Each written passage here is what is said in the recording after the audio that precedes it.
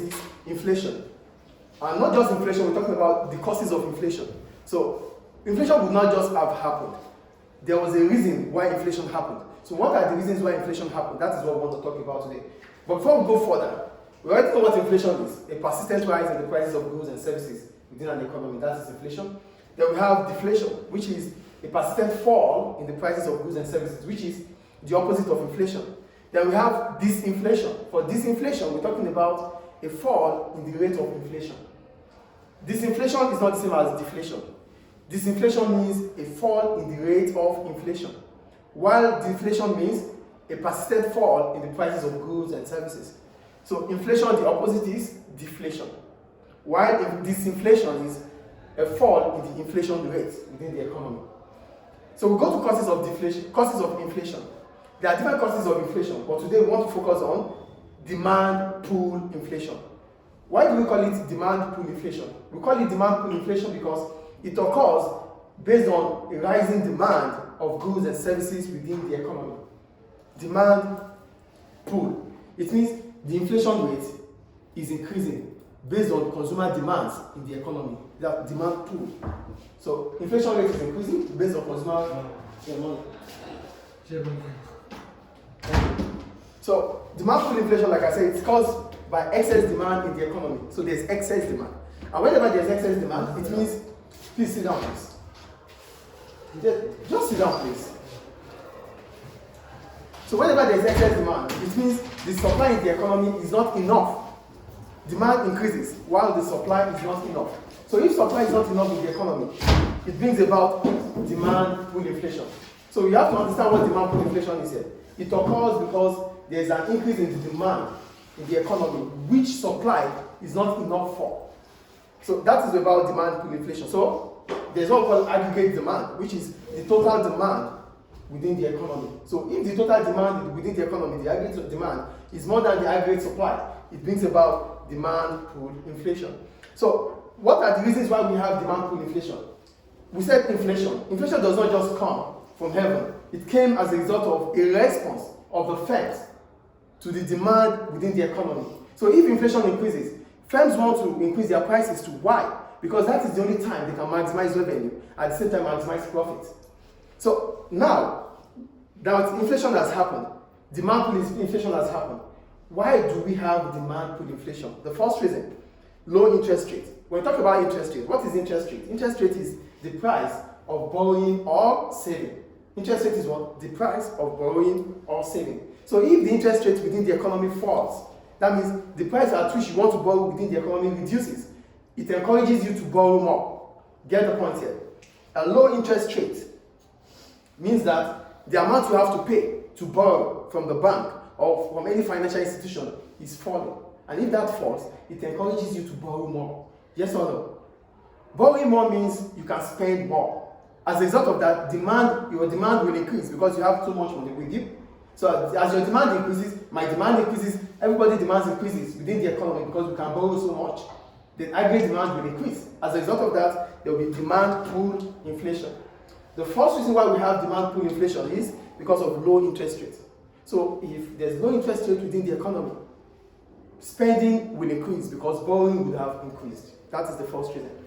The second one, firms increasing their spending on investment. Firms are also buying. They buy from suppliers. So because they can borrow more, or they can spend more, they invest in capital goods. So investment in capital goods, the demand for capital goods increases. So if the demand for capital goods increases, those that provide the capital goods or those that produce the capital goods will have to increase their prices too. So look at the first one. We are able to borrow more. As a result of that, demand increases because we have much to spend. The second one is about firms, businesses, companies being able to invest more. Why are they able to invest more? They are able to invest more because they have much more with them. As a result of that, there's what? An increasing demand for capital goods. An increasing demand for capital goods will increase the price of capital goods. That's the second reason why we have demand pull inflation. And the third one, government cutting taxes. We already know tax. A tax is a levy that is imposed by government in the course of producing or consuming goods or services. So because we are consuming that goods, or because we are producing those goods, government is charging us tax.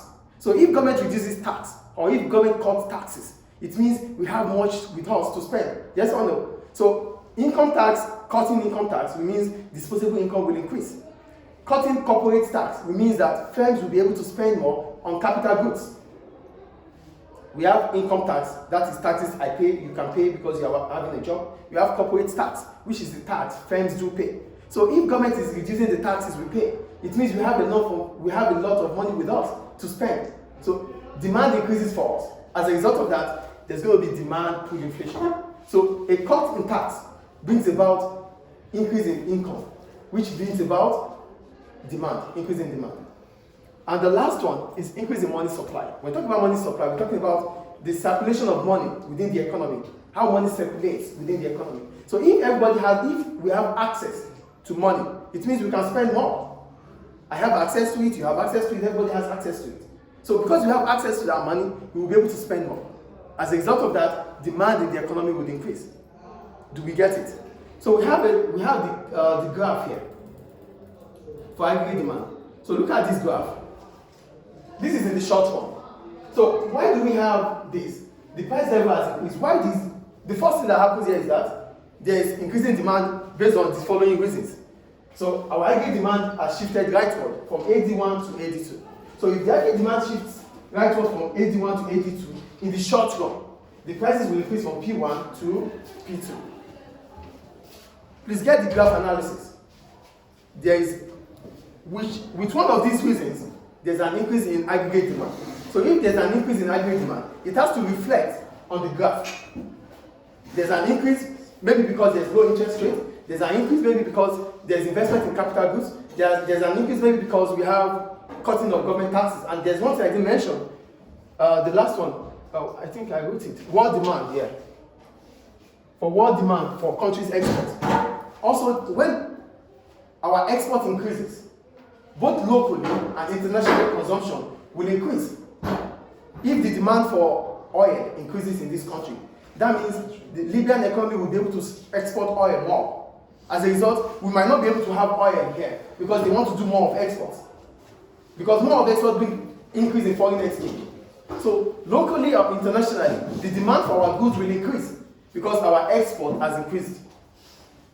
Get the point here? There's low interest rate, which means we can borrow at a low rate. There's firms increasing their investment on capital goods, which makes the demand for capital goods to increase. There's government cutting taxes. If government cuts taxes, the income tax will fall, corporate tax will fall. This allows us to spend more. There's world demand for a country's export. There's a world demand for our export. Because our export is being demanded in the world, globally, so we increase our production.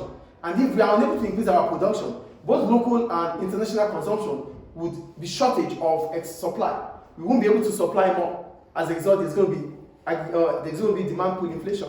And the last one is about increase in money supply, which is circulation of money within the economy. If money flows well within the economy, it means that we have access to money.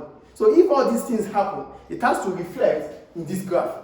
So one of the reasons here might increase our aggregate demand, shifting rightward from AD1 to AD2.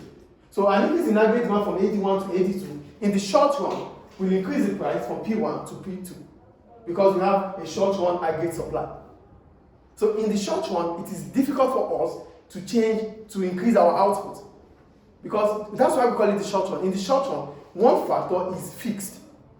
In the long run, we might be able to meet up with the demand of goods and services, but in the short run, it is impossible. It's just like saying this is a classroom. We cannot change this classroom right now to become a room, a bedroom. It's difficult.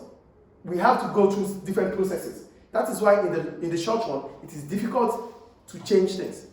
So in the short run here, the only thing firms can do to reflect or to respond to the increase in demand is to increase their price from P1 to P2.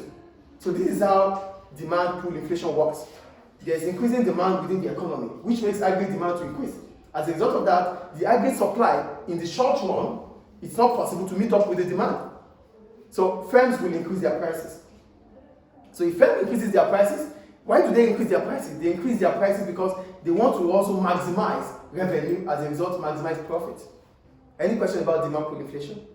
Good, thank you.